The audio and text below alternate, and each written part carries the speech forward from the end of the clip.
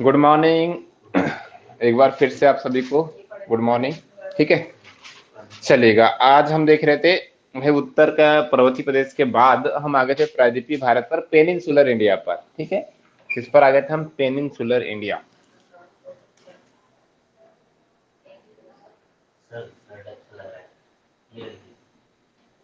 Thank you जी। ठीक है, peninsular India. ठीक है, प्रायद्वीपीय प्रायद्वीपीय भारत, हम इसके बारे में देख रहे थे। एक बार बहुत तेजी से इसको रिटर्न में बता दे रहा हूँ, रिवाइज कर दे रहा हूँ एक बार फिर से। ठीक है, तो प्रायद्वीपीय भारत, पेनिनसुलर इंडिया जिसको कहते हैं हम। ठीक है, ये भारत का सबसे बड़ा भूआकृतिक प्रदेश है। भारत का सबसे बड़ा भूआकृतिक प्रदेश है। ठीक है, जिसका निर्माण सबसे पहले माना जाता है भारत के अधिक पूरे भूआकृतिक प्रदेशों में देखे, भारत के सभी भूआकृतिक प्रदेशों में देखे तो भाई इसका निर्माण सबसे पहले हुआ है। हिमालय के पहले भी, हिमालय का निर्माण सबसे बाद में बोल सकते हैं, अभी भी उसका निर्माण हो रहा है। ठीक है, पर इसका जो निर्माण है काफी पहले हुआ है। मैंने बताया प्री कैम्ब्रियन युग में इसका निर्माण हुआ है, काफी पहले हुआ है। ठीक है, और ये पृथ्वी के सबसे प्राचीन भाग गोंडवाना लैंड का ही हिस्सा है। हमने बताया था, कल ये देखे थे। ठीक है, इसका जो टोटल एरिया देखा जाए तो पेनिनसुलर इंडिया जो है, ठीक है, पेनिनसुलर इंडिया जो है, इसका टोटल जो एरिया देखा जाए तो इसका जो टोटल एरिया देखने को मिलता है वो कितना था? 16 लाख वर्ग किलोमीटर। ठीक है, 16 लाख वर्ग किलोमीटर ऐसा देखा जाए तो। ठीक है, यहां से लेकर के यहां तक इसका विस्तार था, हमने देखे थे ऐसा। ठीक है, इतना इसका विस्तार था ये। ठीक, इस प्रकार से इसका विस्तार था 16 लाख किलोमीटर, सॉरी वर्ग किलोमीटर इसका क्षेत्रफल था। भाई परसेंटेज में देखा जाए तो टोटल एरिया का 49% था। ठीक है, यदि हम पश्चिम से पूर्व तक की इसकी लंबाई देखें तो ये कितनी थी? ये थी 1400 किलोमीटर। और यदि हम उत्तर से लेकर के दक्षिण की ओर आ जाए तो भाई यहाँ तक इसका जो विस्तार था वो था 1600 किलोमीटर था। 1600 किलोमीटर था। यदि हम राज्यवार देखें तो पश्चिम में राजस्थान से लेकर के इधर कहाँ तक जाता है इसका विस्तार? मेघालय तक। और यहाँ पर ऊपर भी देखा तो फिर राजस्थान से कन्याकुमारी तक इसका विस्तार मिल जाता है। ठीक है, उत्तर से दक्षिण की ओर। ठीक, ऐसा विस्तार था। निर्माण प्री कैम्ब्रियन युग में हुआ था। ठीक है, प्री कैम्ब्रियन युग में इसका निर्माण हुआ था। अब यहाँ पर जो विभिन्न प्रकार की जो चट्टाने मिलती है, अवशिष्ट चट्टाने यहाँ पर ज्यादा देखने को मिल जाती है। उसके अलावा आग्नेय जो चट्टान है, इग्नियस रॉक जो है, वो भी यहाँ देखने को मिलती है। ठीक है, आग्नेय चट्टान जो है वो भी यहाँ पर देखने को मिल जाती है। ठीक है, ठीक है, चलिए आगे आगे बढ़ते हैं इसके बाद। तो भाई मैंने बताया था कि जो आपका पेनिनसुलर इंडिया जो है, प्रायद्वीपीय भारत जो है, प्रायद्वीपीय भारत को में दो प्रकार की फिजियोग्राफी देखने को मिलती है। दो प्रकार की फिजियोग्राफी देखने को मिलती है। हम भारत के हर एक पार्ट में, हर एक फिजियोग्राफिक रीजन में अलग अलग फिजियोग्राफी पर चर्चा करते आ रहे हैं। आपने देखा होगा, जैसे हमने शुरुआत की थी, उत्तर का जो पर्वतीय प्रदेश था वहां पर हमने हिमालय को पढ़ा, मतलब माउंटेन यहाँ पर एक फिजियोग्राफी देखने में आई। ठीक है, अब हिमालय पूरा माउंटेन एरिया है तो वो पढ़ लिया हमने। सेकंड नंबर में हम आए थे, सेकंड नंबर में उत्तर का विशाल मैदान, जहां पर हमने प्लेन को पढ़ लिया, मैदानों को पढ़ा। थर्ड नंबर में हम आए थे, प्रायद्वीपीय भारत में आए हैं। यहाँ पर देखते तो यहाँ दो प्रकार की फिजियोग्राफी देखने को मिल जाती है। पहली वाली आपकी जो थी वो है पहाड़ी, मतलब हिल्स, और दूसरे में क्या आएगा? पठारी, स्थलाकृति। ठीक है, प्लेटिय प्लेटी, और यहाँ पर जो है इसको बोलेंगे हिल्स। ठीक है, ये आपको देखने को मिल जाते हैं। तो दो प्रकार की फिजियोग्राफी में हम पहली फिजियोग्राफी को देख रहे थे, पहाड़ी। और पहाड़ी में भी हमने पहला देख लिया था। पहला कौन सा देखा था? अरावली की पहाड़ी। अब अरावली की पहाड़ी कहाँ से कहाँ तक कैसी थी देखे थे हमने, कि इसका विस्तार जो था गुजरात से लेकर दिल्ली के रायसना हिल्स तक था। ठीक है, दिल्ली के रायसना हिल्स तक इसका विस्तार था अरावली पर्वत का। दिल्ली में इसके जो पार्ट होते, इसके इस पार्ट को हम दिल्ली की पहाड़ियों के नाम से भी जानते हैं। बताया था इसकी टोटल लंबाई 800 किलोमीटर है, जबकि इसकी औसत ऊंचाई कितनी थी? 900 मीटर इसकी औसत ऊंचाई थी। हाँ जी, ठीक है। इसकी सबसे ऊंची चोटी जो थी, सबसे ऊंची चोटी का नाम क्या था? गुरु शिखर, जो राजस्थान के माउंट आबू में है। राजस्थान के माउंट आबू कहां पर? अजमेर में। बताया था मैंने।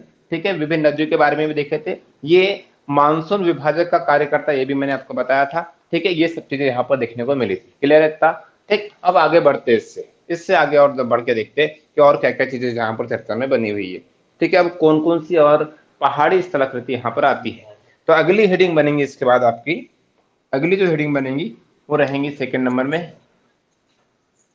हाँ भैया, जल जलवायु विभाजक का कार्य करती है। मतलब जब जलवायु ऊपर की ओर आती है तो भाई मानसून या हवाओं को ये रोकती नहीं है, तो कहने के ये विभाजित कर देती है उसको।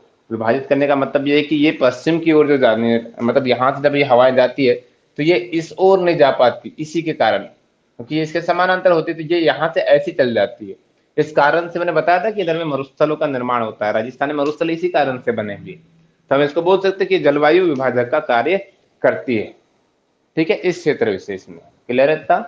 चलिएगा अगली हेडिंग बनाते हैं। इसके बाद अगली हेडिंग लिखिएगा सेकंड नंबर में, सेकंड पहाड़ी की बात करते हैं जिसका नाम है विंध्याचल। विंध्याचल पहाड़ी, इसके बारे में देख लेते हैं, इसका कैसा क्या विस्तार है, थोड़ा विस्तार से देखेंगे इसको। ठीक है, देखिए इसको मिटा दे रहा हूं यहां से। तो विंध्याचल है, इसकी भी शुरुआत गुजरात से होती है। जैसे हमने अरावली के बारे में देखा था कि अरावली की शुरुआत जो हो रही थी वो कहाँ से हुई थी, वो गुजरात से हुई थी। ठीक है, उसी प्रकार से इसकी भी जो शुरुआत है, इसकी जो शुरुआत है ये भी इसी प्रकार से हुई है। ठीक है, इसकी जो शुरुआत है वो भी इसी प्रकार से हुई है। देखिएगा थोड़ा सा ना, मैं थोड़ा सा सही नहीं बन पाया, फिर भी देखिए गौर कीजिएगा। ये जो गुजरात है, गुजरात, गुजरात के बाद देखते तो यहाँ पर आपका मध्य प्रदेश, देखिए बना दे रहा हूँ यहीं पर।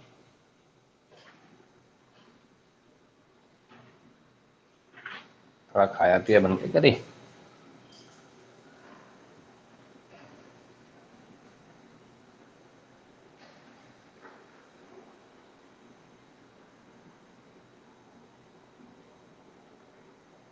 ठीक है, ये आपका मध्य प्रदेश बन गया। गुजरात तो इस प्रकार से टच करता है यहाँ पर। ठीक है, यहाँ से ऊपर से देखे तो फिर वही लंबा सा जो है क्षेत्र यहाँ तक राजस्थान है। ठीक है, और यहाँ से लेकर के ऐसा लंबा जो क्षेत्र गया हुआ है ये आपका यूपी है, और इधर में आपका ये छत्तीसगढ़। ठीक है, और ये यूपी छत्तीसगढ़ से लगा हुआ जो इलाका इधर मिलता है, छोटा कर देता हूँ छत्तीसगढ़ को ऐसा। ठीक है, यहाँ से जो क्षेत्र मिलता है आपका ये इधर में, ये झारखंड मिलता है, ये झारखंड। और यूपी से और झारखंड से लगा हुआ एक जो क्षेत्र मिलता है इधर में, ये मिलता है बिहार। देखिए राज्यों को देखिए गौर से ना, ये हो गया आपका गुजरात। ठीक है, ये हो गया आपका मध्य प्रदेश। ठीक, फिर आ गई आपका हो गया छत्तीसगढ़, फिर ये हो गया आपका झारखंड, और ये उसके बाद जो हो गया ये बिहार हो गया। ठीक है, ऊपर में आपका उत्तर प्रदेश, ये वाला जो क्षेत्र है ये उत्तर प्रदेश है, ये जो क्षेत्र है ये राजस्थान है। ठीक, अब देखिएगा इसका विस्तार कैसे है, कहाँ से शुरुआत होती है। तो मैंने बताया अभी अभी कि जैसे अरावली की शुरुआत गुजरात से हुई है, वैसी इसकी भी शुरुआत कहाँ से होती है, गुजरात से होती है। गुजरात से इस प्रकार से निकलती है पर्वत श्रृंखला, इस प्रकार से।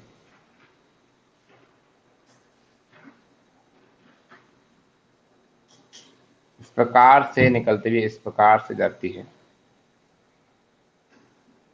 तो देखिए गुजरात से कहाँ एंटर किया इसने, गुजरात के बाद पहुंच गई कहाँ पर है, मध्य प्रदेश में। और मध्य प्रदेश में इसका बहुत ज्यादा विस्तार है। मध्य प्रदेश से फिर ये आगे पहुंच गई, यूपी को भी टच करती है। यूपी में कुछ हद तक विस्तार है, छत्तीसगढ़ में कुछ हद तक है। जैसे देखा जाए तो छत्तीसगढ़ में कम विस्तार है इसका, यूपी में थोड़ा ज्यादा है। थोड़ा बनाने में भी दिक्कत गई मेरी, ये ऐसी बनाते हुए चलते हैं ना, ऐसी। ठीक, तो ये अंतिम यहाँ तक मतलब बिहार, और बिहार में कहाँ तक, तो बिहार में सासाराम,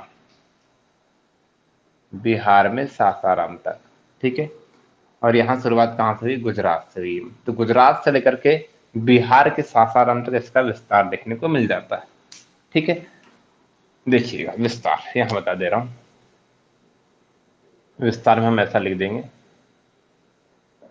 गुजरात से, अब गुजरात के पश्चिम में से बिहार के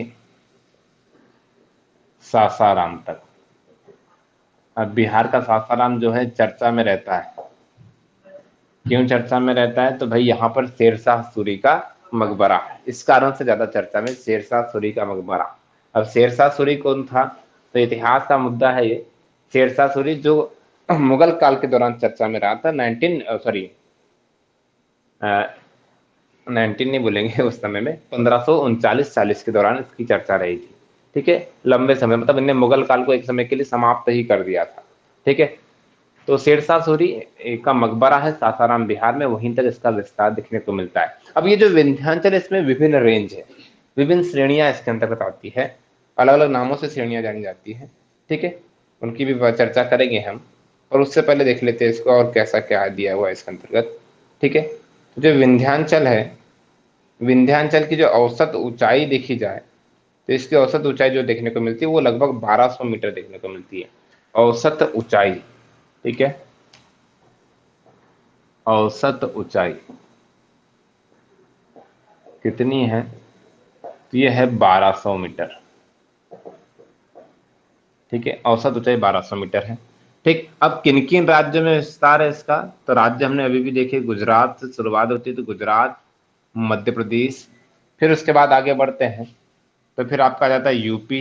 ठीक है, कुछ हद तक छत्तीसगढ़ में भी आता है इसका विस्तार, हल्का हल्का। ठीक है, फिर आगे जाते तो झारखंड में इसका विस्तार मुख्यतः है, और उसके बाद आगे चल जाते तो बिहार में इसका विस्तार देखने को मिल जाता है।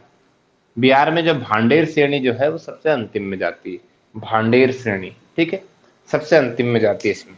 ठीक है, क्लियर है इतना। अब आगे देखिएगा, ये जो पर्वत श्रृंखला है, इसको नोटिस कीजिए, बहुत अच्छे से देखिएगा। तो ऐसा लगता है ना कि भारत को 20 से 2 भागों में डिवाइड करती है। ठीक है, गौर से देखिएगा, ऐसा लगता है कि भारत को 2 बराबर हिस्सों में डिवाइड करती है, उत्तर भारत और दक्षिण भारत में।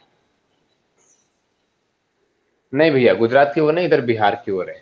ठीक है, हाँ, तो देखिएगा, ये भारत को 2 बराबर भागों में बांटती है, उत्तरी भारत और दक्षिणी भारत। क्वेश्चन पूछता है, देखो दो प्रकार की पर्वत श्रृंखला देखने को मिलेंगी, अभी आगे सतपुड़ा भी देखने को मिलेगी। तो सतपुड़ा और इसमें यही अंतर है कि सतपुड़ा में हम ऐसा बोल देते हैं कि वो भी उसको डिवाइड करती है, पर वो बीचों बीच से नहीं करती, ये एकदम बीचों बीच से भारत को 2 भागों में डिवाइड कर देती है। ठीक है, उत्तरी भारत और दक्षिणी भारत में डिवाइड करती है। तो याद रखिएगा, कभी पूछ लिया कि निम्न में से कौन सी पर्वत श्रृंखला भारत को उत्तरी भारत या दक्षिणी भारत में विभाजित करती है, तो वो है आपकी विंध्याचल पर्वत श्रृंखला। ठीक है, विंध्याचल पर्वत श्रृंखला। और इसमें विभिन्न श्रेणियां जैसे भांडेर, कैमूर, ये विभिन्न श्रेणियां इसमें देखने को मिल जाएंगी, है ना, उनको देखेंगे अभी आगे। चलिए, अब आगे और बढ़ते हैं इसमें। तो भाई इसकी सबसे ऊंची चोटी कौन सी होगी, चोटियों की बात करते हैं तो सबसे ऊंची चोटी। ठीक है, तो ये जो विंध्याचल पर्वत श्रृंखला है, इसकी सबसे ऊंची चोटी है सिद्ध बाबा, सिद्ध बाबा। ठीक है, अभी सिद्ध बाबा कहां पर है, तो देखिएगा, ये जो है आपके बुंदेलखंड क्षेत्र में है सिद्ध बाबा, सिद्ध बाबा। ठीक है, कहां पर है, एमपी में है। और एमपी में सिद्ध बाबा की जो ऊंचाई जो है वो 1172 मीटर है। आंकड़े कई जगह कई प्रकार के मिल सकते हैं, पर ये एक्चुअल आंकड़ा। ठीक है, 1172 मीटर इसकी टोटल ऊंचाई है, कितनी है, 1172 मीटर। ठीक है, अच्छा, इसके अलावा सिद्ध बाबा की विशेषता ये है कि विंध्याचल की सबसे ऊंची चोटी होने के साथ साथ ये बुंदेलखंड की भी सबसे ऊंची चोटी है, बुंदेलखंड की सबसे ऊंची चोटी है। ठीक है, बुंदेलखंड की सबसे ऊंची चोटी है। इसके अलावा और देखते हैं, तो विंध्याचल में विभिन्न चोटियां और भी आती है, अन्य चोटियों की चर्चा करेंगे। अन्य चोटियों की यदि बात करें तो अन्य चोटियां देखना, अन्य में आपने नाम सुना होगा, सिगार, जाना पाव, धजारी, जो तीनों की तीनों जो है कहां पर है, मध्य प्रदेश में। इवन आपकी सिद्ध बाबा भी मध्य प्रदेश में। तो चारों की चारों जो चोटियां हैं वो कहां पर है, इसकी मध्य प्रदेश में। अब सिगार की बात करें तो सिगार को हम जानते हैं मालवा की सबसे ऊंची चोटी के तौर पे। ठीक है, ये मालवा की सबसे ऊंची चोटी है सिगार, मालवा की सबसे ऊंची चोटी, जिसकी ऊंचाई 881 मीटर है। ठीक है, फिर जाना पाव, ये भी मालवा की दूसरी सबसे ऊंची चोटी है। और धजारी मालवा की तीसरी सबसे ऊंची चोटी, 854 इसकी ऊंचाई है, और 810 जो है ये इसकी ऊंचाई है। ठीक है, इस प्रकार से तीनों की ऊंचाई आपके सामने है। तीनों की तीनों जो है मालवा की, तीनों की तीनों क्या है, मालवा क्षेत्र की सबसे ऊंची चोटियां, मालवा की चोटियां, ये मालवा की चोटियां, ठीक है। जानापाव जो चोटी है ये मालवा की दूसरी सबसे ऊंची चोटी है। जानापाव इंदौर के नजदीक में है, ठीक है। इंदौर के नजदीक में महू, महू के पास में जानापाव की पहाड़ी, ठीक है। जानापाव चोटी, जानापाव चोटी का नाम जानापाव इसलिए रखा गया है कि यहाँ पर ऐसा कहते हैं इसको कि ये परशुराम की मतलब तपस्या भूमि है, वहां पर उन्होंने तपस्या की थी। और ऋषि जगदांगनी के द्वारा भी यहाँ पर किसी समय में तपस्या की गई थी। तो जगदांगनी और परशुराम के द्वारा तपस्या की, तो उनकी तपोभूमि के नाम से जानते हैं इसको। इसका नाम इसी कारण से पड़ा है, ठीक है। इसका नाम इसी कारण से पड़ा हुआ है। क्लियर है इतना? इतना समझ गए होगे आप लोग, ठीक है। तो सबसे ऊंची चोटी और उनमें अन्य चोटियां भी जो मालवा की सबसे ऊंची चोटियां हैं। तो इनसे ये साबित भी होता है, इनको ये देखा जाए गौर से तो ऐसा लगता है ना कि विंध्याचल का जो मुख्य विस्तार है वो केवल मध्य प्रदेश में है।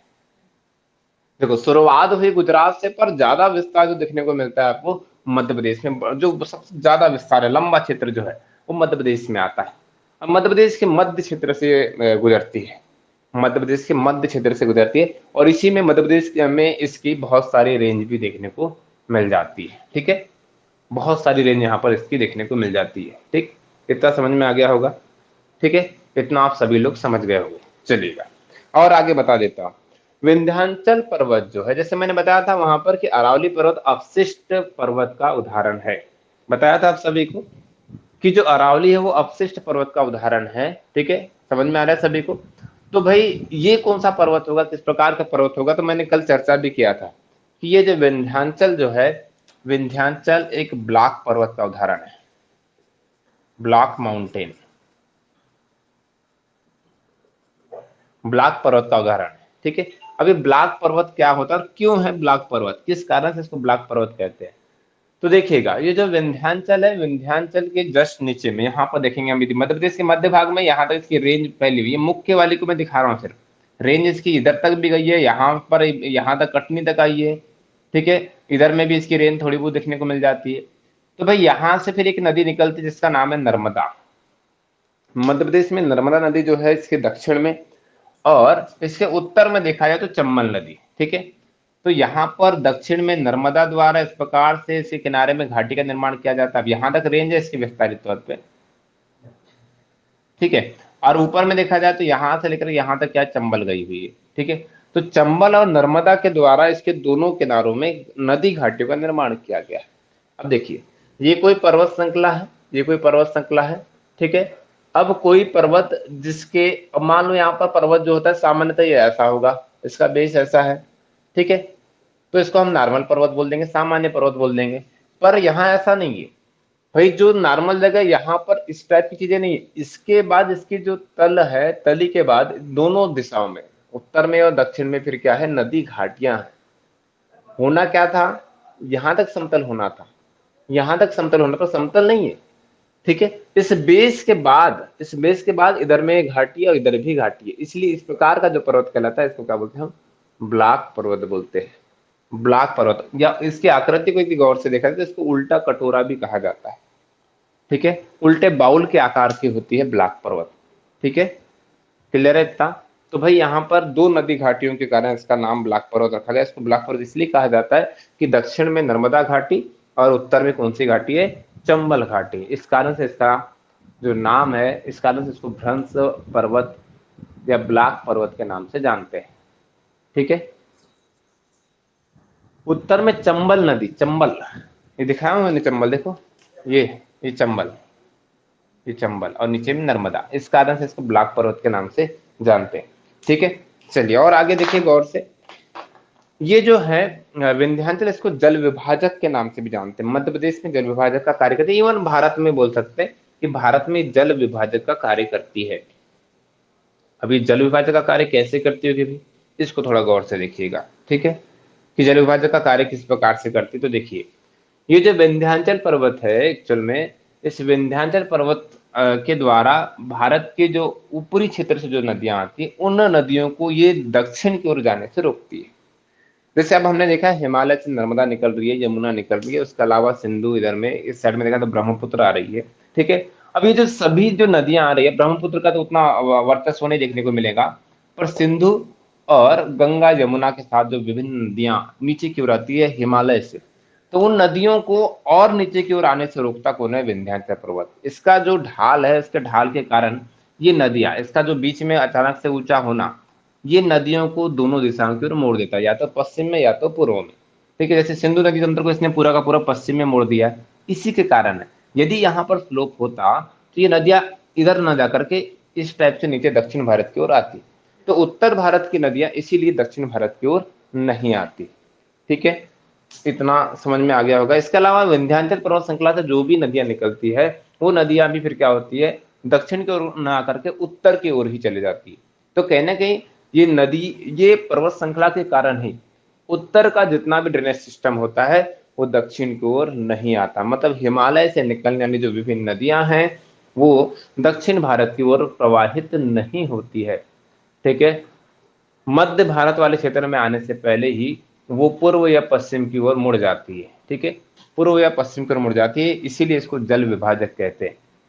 मतलब ये नहीं होती तो ये हिमालय से सीधे, देखो यहां से निकलती, मान लो नर्मदा यहां से निकली तो सीधे ऐसे आती है, ऐसे, है ना?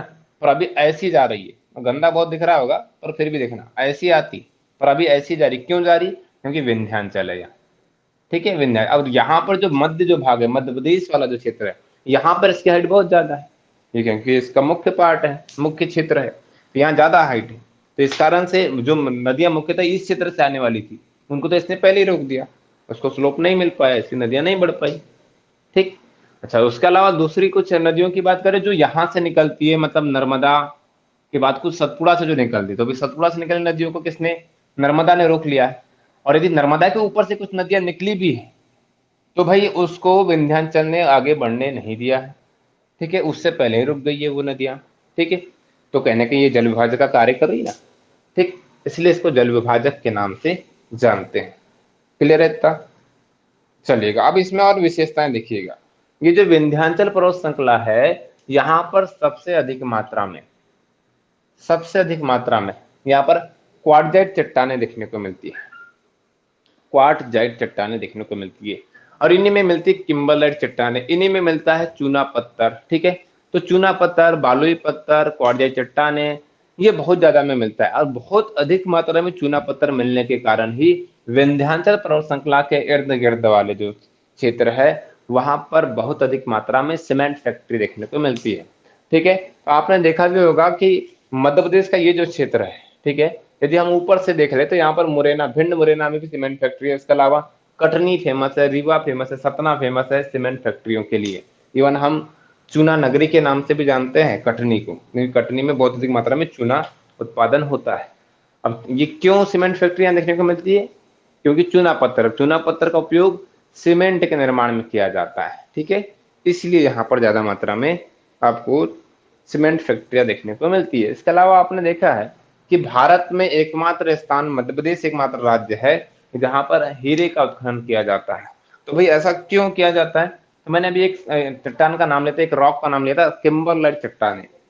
ये जो किम्बरलाइट चट्टानें जो पन्ना छतरपुर वाला जो इलाका है, जो विंध्याचल क्रम का हिस्सा है, यहाँ पर किम्बरलाइट चट्टानें पाई जाती है, और इन्हीं किम्बरलाइट चट्टानों में हीरा निकलता है।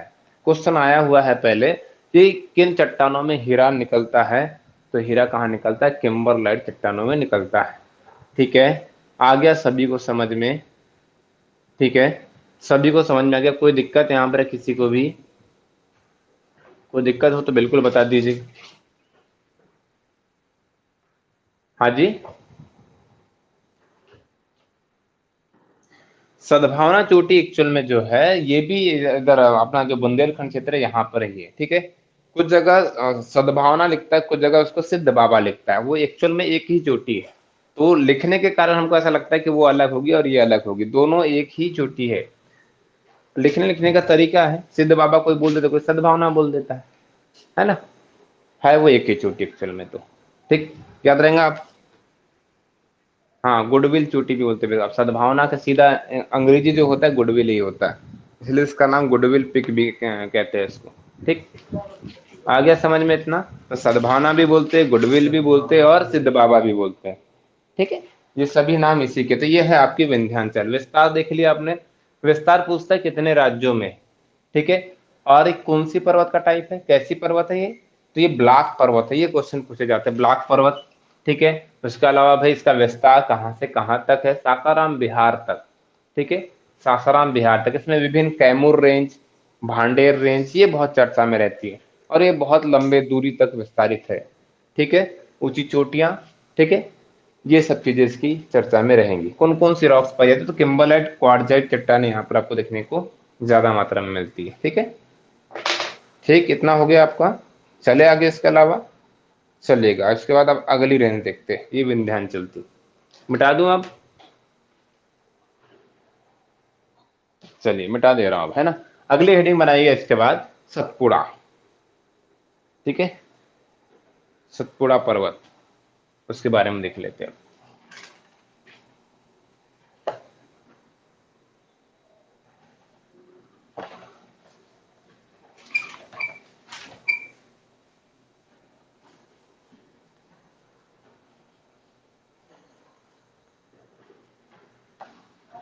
तो भाई सतपुड़ा का विस्तार, इसका भी विस्तार देखा जाए तो मुख्यतः कहाँ मिलता है, मध्य प्रदेश में। है तो अन्य राज्यों में भी, पर मुख्य विस्तार जो है वो कहाँ है, मध्य प्रदेश में, ठीक है। उसको विस्तारित तौर पर देख लेते, देखिएगा सतपुड़ा,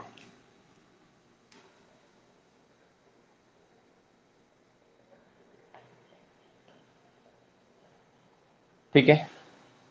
मैप में देखते हैं इसको कहाँ है, कैसा है।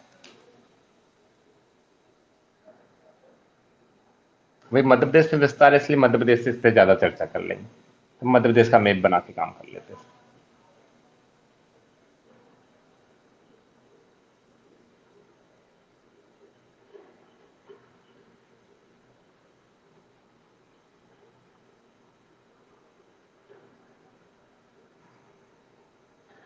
ठीक है। ये मध्य प्रदेश है आपका।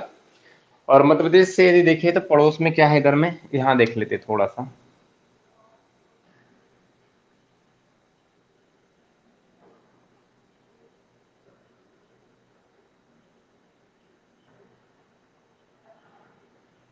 जो विस्तार है यहाँ तक, ये गुजरात है, ठीक है, गुजरात। और इधर में देखते हैं तो ये हमारा दूसरा पड़ोसी छोटा वाला,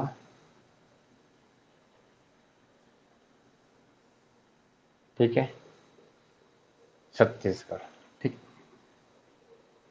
यहाँ देखते हैं अब, मुख्यतः देखते हैं तो सतपुड़ा का जो विस्तार देखने को मिलेगा आपको, ये गुजरात से शुरुआत होती है इसकी भी, है ना।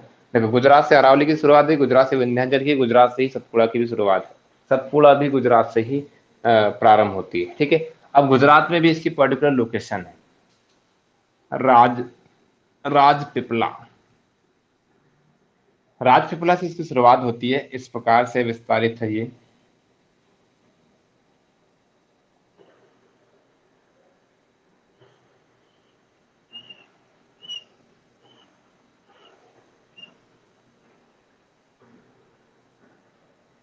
इस प्रकार से विस्तारित है, ठीक है।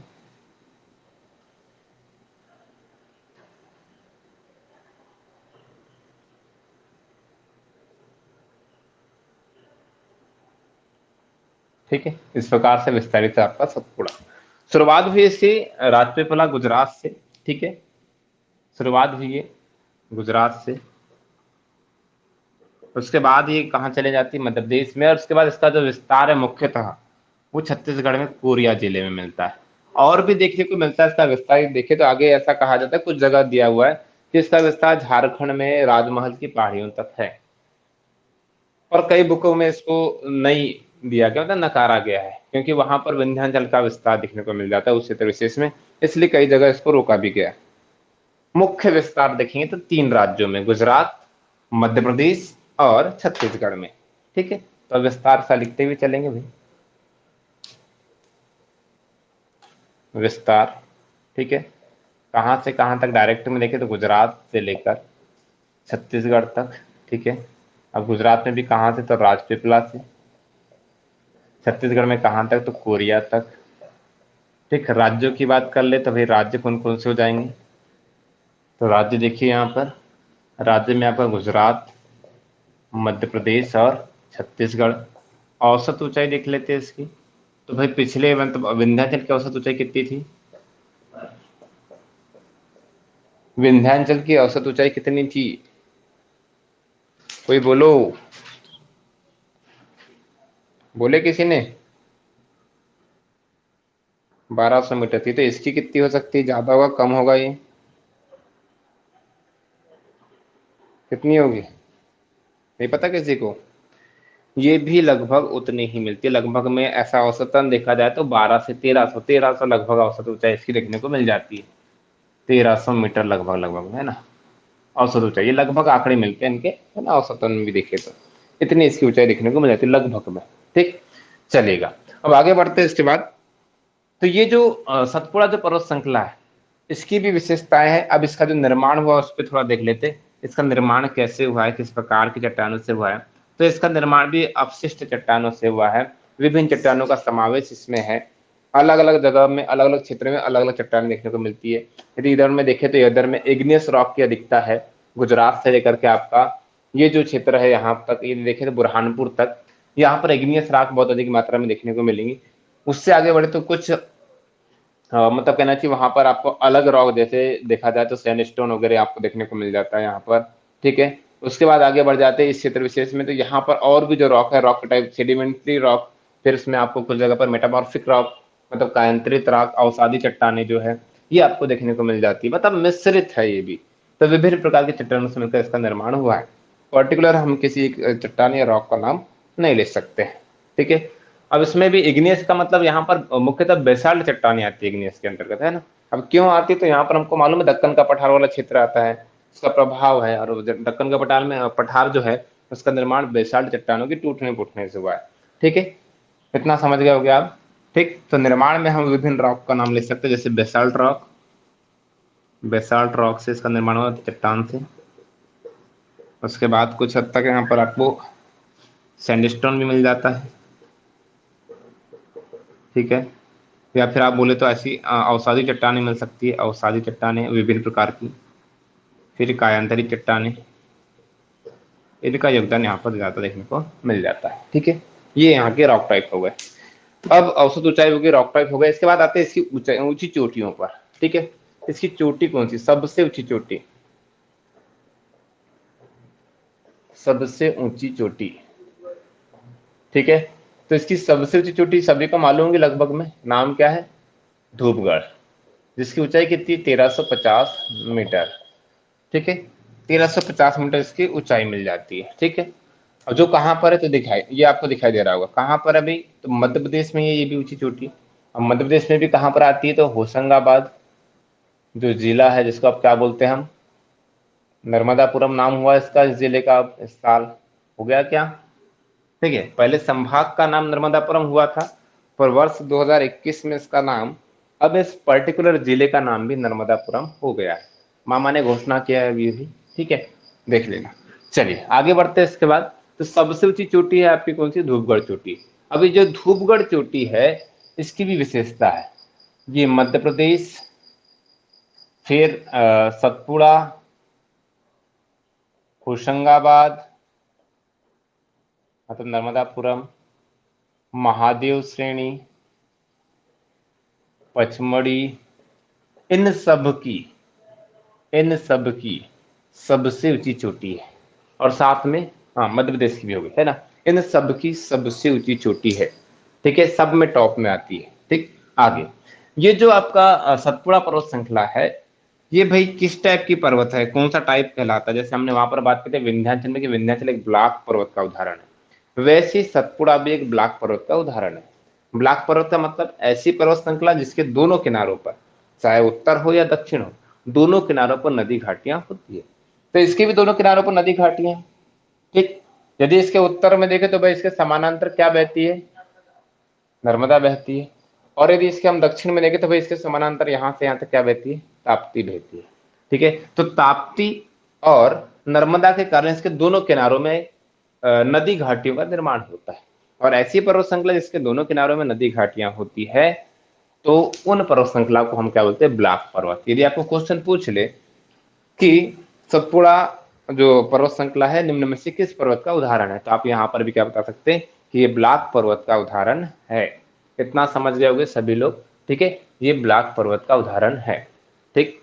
इतना आप लोग सभी समझ गए होंगे। अब ये जो सतपुड़ा जो है, सतपुड़ा को भी हम और विस्तारित करें तो सतपुड़ा को अलग अलग जगह पर अलग अलग नामों से जानते हैं, ठीक है। सतपुड़ा को अलग अलग जगह पर अलग अलग नामों से जानते हैं, मतलब इसको बांटा गया है, ठीक है। क्षेत्र के हिसाब से, अलग अलग क्षेत्रों के हिसाब से इसको डिवाइड किया गया है। तो ये जो सतपुड़ा जो है 4 भागों में विभाजित है।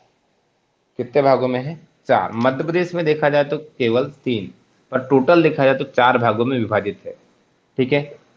अब 4 भाग कौन कौन से? तो पहला जो मिलता है उसको बोलते हैं राजपीपला की पहाड़ी, राजपीपला की पहाड़ी पहला भाग।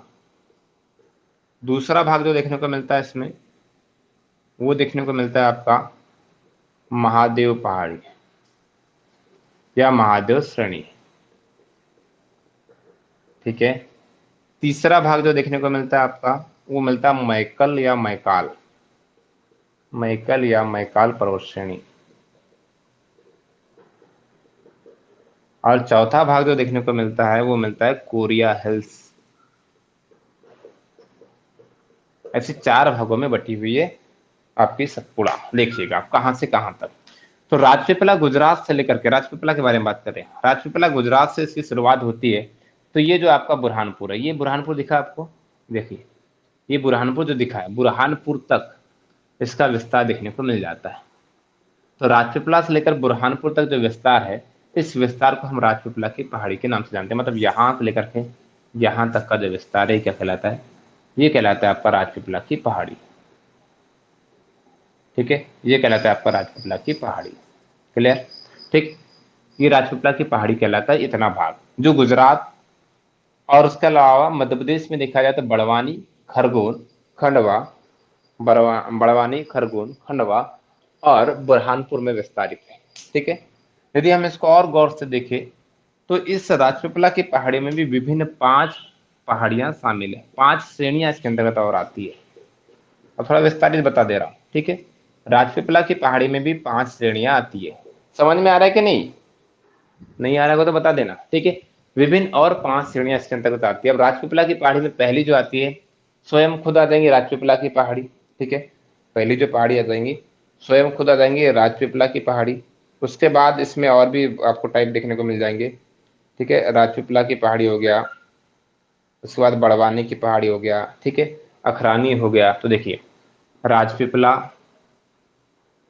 श्रेणी, फिर आ गए भारत में, सॉरी एमपी में, तो बड़वानी हो गई, फिर हो गई अखरानी, फिर एक सेकंड है ना, राजपीपला हो गई, बड़वानी हो गई, अखरानी हो गई, फिर हो गई असीरगढ़,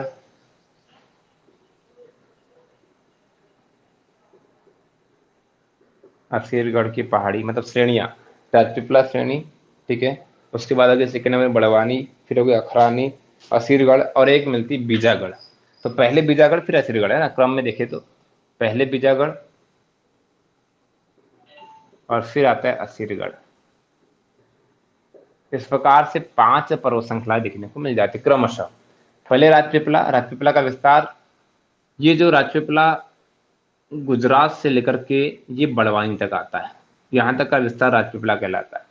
फिर बड़वानी में जो विस्तार है पर्वत श्रृंखला का, उसको बोलते हैं हम बड़वानी की पहाड़ी। इस बड़वानी की पहाड़ी में आपने 52 गजा मंदिर के बारे में सुना होगा, बड़वानी का 52 गजा मंदिर, ये इसी पर्वत श्रृंखला पर स्थित है। फिर अखरानी, इसका विस्तार बड़वानी से लेकर के खरगोन में। बीजागढ़, इसका विस्तार खरगोन से लेकर के खंडवा वाले क्षेत्र में। और असीरगढ़, जिसका विस्तार बुरहानपुर में है, ठीक है। आपने असीरगढ़ में सुना होगा असीरगढ़ का किला, ठीक है। असीरगढ़ का किला किसने बनाया था भाई? असीरगढ़ का जो किला है राजा अहीर, अहीर राजा, राजा अहीर ने, राजा आसा ने बनाया था। अहीर राजा आसा था, आसा नाम था, ठीक है। राजा आसा अहीर राजा था, उसके द्वारा बनाया गया था। ये जो असीरगढ़ का जो किला है, इस असीरगढ़ के किले से ऐसा कहा जाता है, यहीं पर ये जो किला, इसके यहीं पर नजदीक में बुरहानपुर का दर्रा है, ठीक है। बुरहानपुर का दर्रा है। तो बुरहानपुर का दर्रा और असीरगढ़ के किले को ही दक्षिण का प्रवेश द्वार कहते हैं, दक्षिण का प्रवेश द्वार कहते हैं, अब क्यों कहते हैं देखिएगा भाई, ये मध्य प्रदेश भारत के मध्य में है, ठीक है। जब भी मध्य प्रदेश उत्तरी भारत से दक्षिण भारत की ओर जाना हो या दक्षिण भारत से उत्तर भारत की ओर जाना हो, तो ये जो क्षेत्र है असीरगढ़ जो है, यहाँ से मुख्य सड़क मार्ग है जो सतपुड़ा को पार करने के लिए।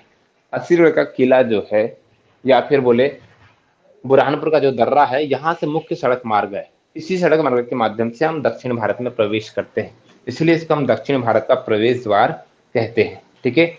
असीगढ़ के किले को या फिर बुरहानपुर के दर्रे को। तो पहली रेंज समझ में आ गई, राजपीपला की पहाड़ी। इसमें 5 श्रेणियां हैं, राजपीपला, बड़वानी, अखरानी, बीजागढ़, असीरगढ़। ये यहाँ से लेकर के इसका विस्तार जो है यहाँ तक देखने को मिला। इसके बाद देखिएगा, इस बुरहानपुर के बाद आगे आते तो बैतूल, बैतूल के बाद आते आप तो होशंगाबाद, ठीक है। बुरहानपुर, बैतूल और होशंगाबाद, यहाँ पर जो विस्तारित सेकंड जो पार्ट मिलता है, यह वाला जो भाग मिलता है, इसको बोलते हैं हम महादेव श्रेणी। महादेव श्रेणी, ठीक है। इस महादेव श्रेणी में आती है सतपुड़ा की सबसे ऊंची चोटी धूपगढ़। ये जो महादेव श्रेणी यहीं पर आता है पचमढ़ी। पचमढ़ी महादेव श्रेणी में ही बसा हुआ है और ये सबसे ऊंचा पॉइंट है सतपुड़ा का, ठीक है। ये जो धूपगढ़ है, धूपगढ़ को सतपुड़ा की रानी के नाम से भी जानते हैं और पचमढ़ी को मध्य प्रदेश का कश्मीर कहते हैं, ठीक है, इसी कारण से। इसके अलावा पचमढ़ी को मध्य प्रदेश का चेरापूंजी भी कहा जाता है, क्योंकि यहाँ पर सबसे अधिक वर्षा होती है। 1990 मिलीमीटर, 199 सेंटीमीटर सबसे अधिक वर्षा भी यहीं पर होती है। सबसे ठंडा स्थान भी जो आपको मिलता है, सबसे कम जो तापमान देखा गया है पिछले कुछ वर्षों में, तो वो भी आपको पचमढ़ी में देखा गया है, ठीक है। इसके अलावा पचमढ़ी सबसे ऊंचा भाग, यहाँ पर सनसेट पॉइंट भी सबसे ऊंचा point, sunset point, Indira point भी है यहाँ पर, ठीक है। ऐसे विभिन्न चीजें यहाँ पर देखने को मिलती है, ठीक है। ये सभी सतपुड़ा रेंज के अंतर्गत, मतलब महादेव पर्वत श्रेणी में आता है पूरा का पूरा भाग। मतलब प्रमुख पर्यटक स्थल पचमढ़ी जो है, ये महादेव पर्वत श्रेणी का हिस्सा है। और इसी महादेव पर्वत श्रेणी की एक और पर्वत श्रेणी मिलती है कालीभीत। इस कालीभीत की जो पहाड़ी है, उस कालीभीत की पहाड़ी से ही तवा नदी निकलती है और ये तवा नदी जो है, ये नर्मदा की सबसे बड़ी सहायक नदी है, याद रखिएगा, ठीक है। नर्मदा की सबसे बड़ी सहायक नदी है, क्लियर है इतना, ठीक। अब ये जो सतपुड़ा है, सतपुड़ा से विभिन्न नदियां निकल करके मध्य प्रदेश में प्रवाहित होती है। कुछ मध्य प्रदेश के उत्तरी क्षेत्र में जाती है, मतलब नर्मदा में जाके मिल जाती है, और कुछ जो है कुछ दक्षिणी क्षेत्र में नर्मदा में मिल जाती है और कुछ उत्तरी क्षेत्र में चली जाती है, ठीक है। इस प्रकार से यहाँ से काफी नदियां भी देखने को मिलती है। अब कुछ नदियां जैसे ताप्ती यहाँ से निकलती है, बैतूल के मुल्ताई तालाब से, ठीक है। ताप्ती का, मुल्ताई कुंड से ताप्ती का उद्गम होता है, तो ताप्ती एक प्रमुख नदी के तौर पर यहाँ से बहती है। अब ताप्ती की बात करें तो पश्चिम की ओर बहने वाली भारत की दूसरी सबसे बड़ी नदी है। पश्चिम की ओर बहने वाली भारत की दूसरी सबसे बड़ी नदी, ठीक है, जो एस्चुरी का निर्माण भी करती है, ठीक है। सबसे लंबी नदी कौन सी है पश्चिम की ओर बहने वाली, तो वो नर्मदा है, ठीक। इतना समझ गए होगे आप। तो दूसरी पर्वत श्रेणी है महादेव पर्वत श्रेणी। अब इसके बाद आते हैं महादेव पर्वत श्रेणी में कौन कौन से जिले आ रहे हैं, तो आपने देख लिया होगा अभी, बुरहानपुर बताया मैंने, होशंगा, और फिर क्या बताया, बैतूल, और फिर होशंगाबाद, ये 3 जिले आ रहे हैं। अब यहीं से चलते हैं होशंगाबाद से लेकर के अंतिम, तो इस होशंगाबाद से लेकर के अंतिम आपके कहाँ तक, ये आपका जो आता है अंतिम वाला जो भाग है यहाँ पर, ठीक है, अलीराजपुर, सॉरी अनूपपुर, ठीक है। अनूपपुर अमरकंटक तक जो विस्तार मिलता है, कहाँ से लेकर के, होशंगाबाद से। अब होशंगाबाद में भी हम देखते हैं तो पर्टिकुलर होशंगाबाद के बाद वाला क्षेत्र, मतलब छिंदवाड़ा वाला जो क्षेत्र है, तो होशंगाबाद से शुरुआत होती है अंतिम भाग से। छिंदवाड़ा, यहाँ पर आपको एक राज्य जिला मिलेगा, फिर आपका सिवनी जिला जो है, फिर आपका अपना बालाघाट जो है, ठीक है, बालाघाट, ठीक। फिर आगे तो मंडला, डिंडोरी, अनूपपुर, ठीक है। ये जो सभी के सभी भाग है, ये किसका हिस्सा है, ये मैकल पर्वत श्रेणी का हिस्सा है। और ये जो मैकल पर्वत श्रेणी, इसकी भी सबसे ऊंची चोटी है। तो मैकल पर्वत श्रेणी की सबसे ऊंची चोटी जो है वो कहाँ पर है, अनूपपुर में, जिसका नाम है अमरकंटक। अमरकंटक, ठीक है। तो भाई ये छिंदवाड़ा, सिवनी, बालाघाट, मंडला, उसके अलावा आपका आगे चले डिंडोरी, अनूपपुर तक जो विस्तार है, ये जो पर्वत श्रृंखला है, इसको हम किस नाम से जानते हैं, इसको हम जानते हैं मैकल पर्वत श्रेणी के नाम से। इसकी सबसे ऊंची चोटी जो है अमरकंटक, जिसकी ऊंचाई कितनी मिलती है, 1050 मीटर, कुछ जगह 1048 मीटर भी मिलेगा, कुछ जगह 1122 मीटर भी मिलेगा, कुछ जगह 1127 मीटर भी मिलेगा, ठीक है। पर है एक्चुअल क्या इसका 1000, हाँ भैया, हाँ, इसकी जो शुरुआत है बुरहानपुर, बैतुल और फिर होशंगाबाद, है ना। बुरहानपुर, बैतुल और होशंगाबाद, इतना समझ में आ गया होगा। थोड़ा ज्यादा पढ़ रहे हैं हम इसमें ना, तो हम इसको एमपी में और विस्तारित कर लेते हैं, पर यहाँ से बता दे रहा हूँ मैं आप लोग को, ठीक है। तो सबसे जो चोटी अमरकंटक हो गई, इतना समझ में आ गया आपको, ठीक है। ये जो अमरकंटक है, यहीं से विभिन्न नदियां निकलती है, जिसमें आपने देखा होगा अमरकंटक से सोन, जोहिला और नर्मदा, तीन प्रमुख नदियां निकलती है, ठीक है। इतना समझ में आ गया। चलिए अब आगे, इसके बाद जो अगला जो विस्तार छत्तीसगढ़ में जो देखने को मिलता है, इसको हम बोलते हैं कोरिया हिल्स। कोरिया हिल्स इसलिए कहा जाता है कि कोरिया हिल्स का विस्तार कोरिया जिले में विस्तारित है मुख्य तौर पे, इसलिए इसको कोरिया हिल्स के नाम से जानते हैं। इसकी विशेष तौर पे ऊंची चोटियां देखने को नहीं मिलती, क्योंकि ये अंतिम भाग माना जाता है किसका, सतपुड़ा का। अब इसको गौर से देखना है, सतपुड़ा को। अभी दिख तो नहीं रही होगी, काफी गंदी हो चुकी है, यहां से लेकर के यहां तक देखिए, तो इस प्रकार से ये ऐसी मुड़ी हुई है। ये देखा जाए तो कभी कभी क्वेश्चन आ जाता है कि निम्न में से कौन सी पर्वत श्रृंखला अर्धचंद्राकार स्थिति में है। तो भाई सतपुड़ा जो है ये अर्धचंद्राकार स्थिति में स्थित है, ठीक है। सतपुड़ा जो है अर्धचंद्राकार स्थिति में विस्तारित है, ठीक है। भारत की एकमात्र पर्वत श्रृंखला जिसका आकार जो है अर्धचंद्राकार है। याद रहेगा इतना सभी को, कोई दिक्कत यहां तक किसी को भी, ठीक है। किसी को दिक्कत हो तो बिल्कुल बता दीजिएगा, ठीक, बता दीजिए इसको, जैसे किसी को दिक्कत हो तो, ठीक, और नहीं हो तो कोई बात ही नहीं है। समझ गए इतना आप सभी लोग, पूरी रेंज समझ में आ गई होगी आप लोगों को। ये सतपुड़ा है ना, इसका एमपी में जब हम पढ़ेंगे तो और पढ़ेंगे बहुत सारी चीजें, और मैंने यहाँ छोड़ दिया, और चर्चा करेंगे तो ये बहुत लंबा टॉपिक होता है, ठीक है। पर हमारे इंडियन ज्योग्राफी के हिसाब से इतना भी पढ़ना हमारे लिए काफी होता है, ठीक है। आपको बता दूं, हम इंडियन ज्योग्राफी पढ़ते पढ़ते मध्य प्रदेश की आधी ज्योग्राफी पढ़ लेते हैं, ठीक है। जितने भी फिजियोग्राफिक रीजन है मध्य प्रदेश का, हम इसी के अंतर्गत पढ़ लेते हैं। तो यहाँ पर आपको बेनिफिट है, ये पढ़ने से आप एमपी का भी काफी पोर्शन कंप्लीट कर लेंगे, ठीक है। आगे डेलीश्वरी जी समझ में आपको, ठीक। वर्षा समझ में आया आपको, बोलते जाइए। आवाज आ रही है वर्षा, अच्छा मैसेज डाल रहे हैं, हाँ मैसेज में भी बता सकते हैं आप लोग, समझ में आ गया, आ गया, चलिएगा। अच्छा और बाकी लोग, पूनम जी समझ में आ गया आपको, पूनम जी आ गया।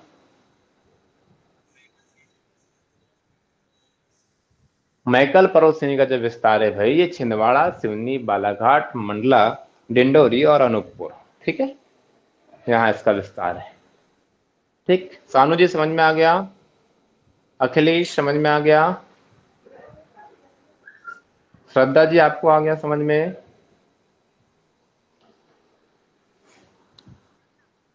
आ गया जी, ताली नीजिए आपको। चलिए स्नेहा जी को भी आ गया है ना, कहीं किसी को दिक्कत, आयुष जी समझ में आ गया बेटा आपको, आ गया ना, हाँ ठीक है। मैथ थोड़ा गंदा हो जाता है ना, मैं जब पढ़ाने लगता हूँ तो वो वही हो जाता है, तो शुरुआत में थोड़ा देख लिया करना, जब पहली बार बनता है तब एक बार स्क्रीनशॉट ले लिया करो उसको, है ना, नहीं तो बाद में इतना गंदा हो जाता है कि आपको समझ में नहीं आएगा, ठीक, क्लियर है।